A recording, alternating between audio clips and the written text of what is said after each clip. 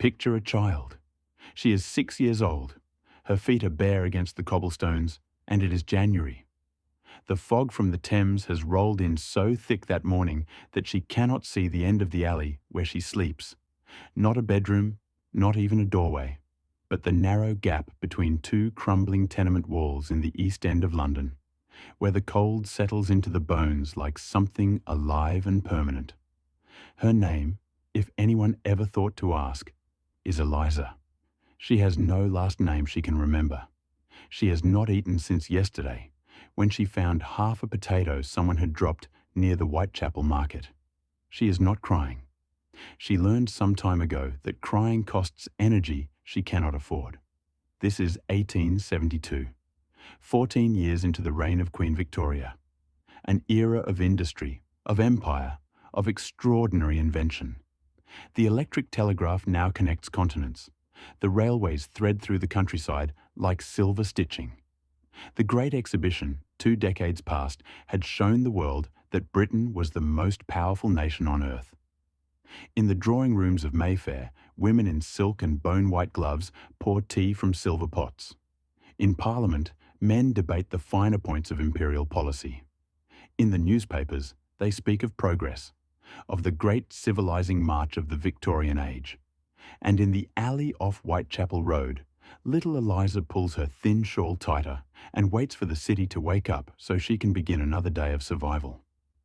Before we go further into this story, and we are going to go much further into the factories and the workhouses and the climbing boys of London, into the coal pits of Yorkshire and the match factories of the East End, I want to take just a moment to speak to you directly.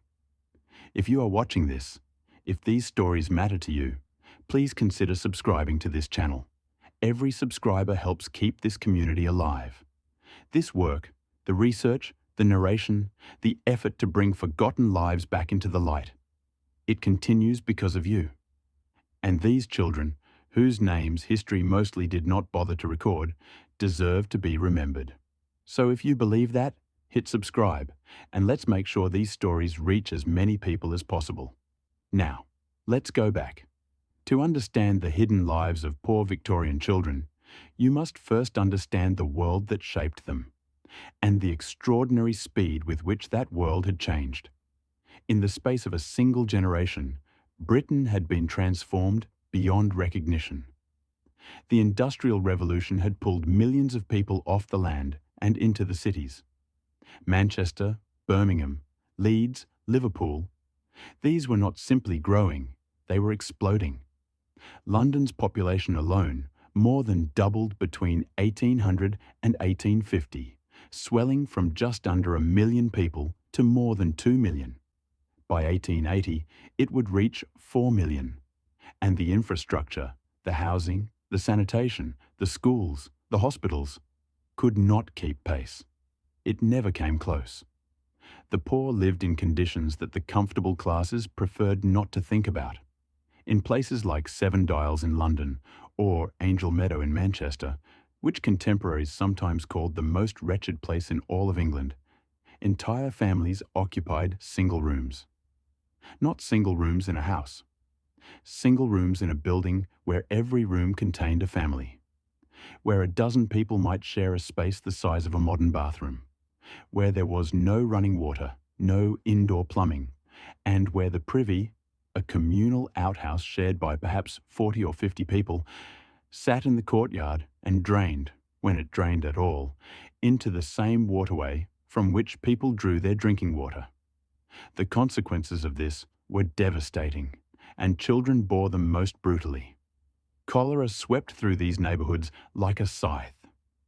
In the epidemic of 1848 and 1849, more than 50,000 people died across Britain, the majority of them in the overcrowded slums.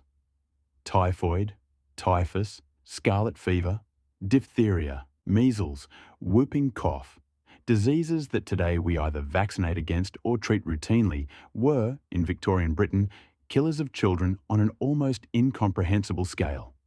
In the 1840s, the average age of death for a labourer in Manchester was 28 years old. Not because adults died young in great numbers, though they did, but because so many children died in infancy and early childhood that the average was dragged catastrophically downward. This was the world into which poor Victorian children were born, not as individuals with futures, with potential, with names that history would remember, but as small bodies in overcrowded rooms, extra mouths in families already stretched beyond breaking, members of a class that the Victorian establishment simultaneously depended upon and preferred to keep invisible. But invisibility, it turns out, is not the same as silence. These children left traces in the records of the workhouses, in the testimony before parliamentary commissions, in the diaries of reformers and missionaries who descended into the slums and came back shaken, in the reports of factory inspectors who saw what they saw and could not quite bring themselves to look away. If you know where to look, the hidden lives of poor Victorian children are everywhere, and they are extraordinary. Let us start with one of the most haunting images of Victorian child labour: the climbing boy. In the early decades of the 19th century, the chimneys of Britain's grand houses, and there were thousands of them, baroque and ornate and wickedly narrow, needed to be cleaned. The soot built up. If left unattended, it caught fire, and the house burned. The solution that had been practiced for over a century was simple and brutal. Send a small child up. Master sweeps, as they were known, would acquire boys, sometimes through the parish, sometimes directly from desperate parents, sometimes through mechanisms that today we would recognize without hesitation as human trafficking. The boys were typically between 4 and 10 years old. The younger the better in the grim logic of the trade, because younger meant smaller, and smaller meant they could fit into flues that might be no more than 7 inches square. 7 inches, barely wider than a standard piece of paper. The initiation was terrible. Boys who were reluctant to climb, and who could blame them, were sometimes persuaded by having a fire lit beneath them. The more experienced boys were sometimes sent up ahead to call down encouragement from the darkness above. The masters, who had usually been climbing boys themselves once, were not universally cruel, but cruelty was baked into the economics of the trade. A master sweep's livelihood depended on the work his boys could do.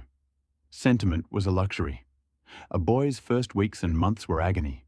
His elbows, knees and feet, the points of contact against the rough brick walls, would be rubbed raw, then bleed, then develop hard calluses through a process the sweeps called hardening. To accelerate the hardening, some masters rubbed the boys' abraded skin with brine, salt water, and held them close to a fire. The pain was extraordinary. The logic was pragmatic. The sooner the skin toughened, the sooner the boy could work efficiently. Inside the flue, the darkness was absolute. The soot was everywhere, in the eyes, in the nostrils, in the lungs. Climbing boys developed a characteristic occupational disease called sootwort, a form of scrotal cancer caused by the carcinogenic compounds in coal soot. It was the first recognized occupationally caused cancer in medical history, identified by surgeon Percival Pott in 1775, nearly a century before Parliament finally moved to ban child climbing sweeps effectively. A century. Think about what that means. The medical establishment knew. The social establishment knew. And for 100 years, they did not stop it. Boys fell. Boys became wedged in flues too tight to turn around in, and sometimes were found dead. Not from falls, but from suffocation. Their small lungs filled with soot. Their bodies jammed in positions from which they could not escape. One of the most persistent and terrible accounts from the reform literature of the early Victorian period describes a boy of 8 being found dead in a flue in a London townhouse. His employer had sent him up knowing the flue had not been used in years and was likely partially blocked. The boy made it partway up, became trapped, and died there. The family of the house was inconvenienced by the smell. The campaign to end the use of climbing boys is one of the more remarkable stories of early Victorian reformism.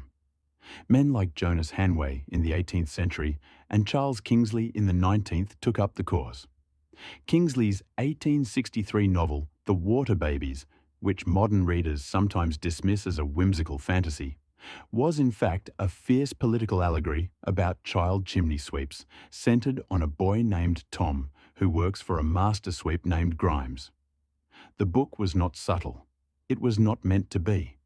It was meant to make comfortable, novel-reading Victorians uncomfortable enough to demand change. The Chimney Sweepers Act of 1875 finally introduced effective enforcement mechanisms, requiring sweeps to be licensed by the police, making it genuinely illegal to send children up chimneys, and providing real penalties for violation. It had taken the better part of a century of reform effort to get there. And in the intervening decades, thousands of boys had gone up into the dark. If the climbing boys represent one of the most viscerally horrifying aspects of Victorian child labour, the factory children represent its scale. The factories of Victorian Britain ran on child labour. This is not an exaggeration or a polemical overstatement. It is simply a fact. In the cotton mills of Lancashire, in the wool factories of the West Riding, in the potteries of Staffordshire, in the glass works and the chain shops and the nail-making workshops of the Black Country, children worked alongside adults in conditions that no modern person could enter without being physically sickened. The hours were extraordinary. 12, 13, 14 hours a day, 6 days a week. Some accounts from the early 19th century describe shifts of 16 hours. Children began work as young as 5 or 6, sometimes younger. In the spinning factories, small children were employed as scavengers. Their job was to crawl beneath the operating machinery and collect the loose cotton that accumulated on the floor. This task could not wait for the machines to stop, because stopping the machines cost the owner money. And so, children crawled beneath moving mechanical frames in spaces perhaps 18 inches high, among gears and belts and rollers that maimed and occasionally killed without pause or remorse. The noise in a Victorian textile factory was beyond anything most of us have experienced. The clatter and thunder of hundreds of looms operating simultaneously in a confined space was loud enough to cause permanent hearing damage over time. Children who worked in these environments for years often emerged partially deaf.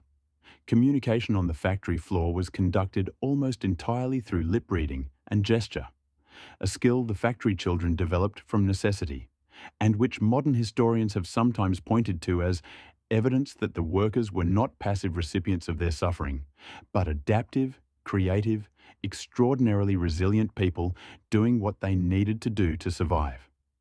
The physical damage was more than auditory. Children who stood at frames or looms for 12-hour stretches developed skeletal deformities, curved spines, bowed legs, stunted growth. A parliamentary commission investigating child labour in 1832 heard testimony from surgeons and factory workers across the north of England. One surgeon, testifying before the Sadler Committee, described children as young as 7 and 8, arriving at his practice with spinal deformities so severe that they were already, at that age, permanently disabled. He attributed these deformities directly to the hours of standing, bending, and reaching that factory work demanded of bodies that had not finished forming. The overseers, adults responsible for maintaining the pace of work, were authorised to enforce discipline. The primary tool of enforcement was the strap. Children who fell asleep at their posts, and they did regularly because they were exhausted, because they were children, were beaten awake. Children who made mistakes, dropped material, or moved too slowly were beaten. This was not considered abuse by the standards of the time. It was considered industrial discipline. The law said very little about it. The factory owners considered it a management technique. Robert Blincoe, who was born around 1792 and whose memoir, published in 1832, became one of the foundational documents of the factory reform movement, described his childhood in a Nottinghamshire cotton mill with a specificity that makes it almost unbearable to read even now. Blincoe had been a parish apprentice, a child from the workhouse handed over to an employer by the parish authorities, supposedly as a form of training and employment. In practice, parish apprentices were indentured labourers with no rights, no advocates, and no escape. Blincoe described being forced to eat from a trough alongside other children, competing with pigs for scraps.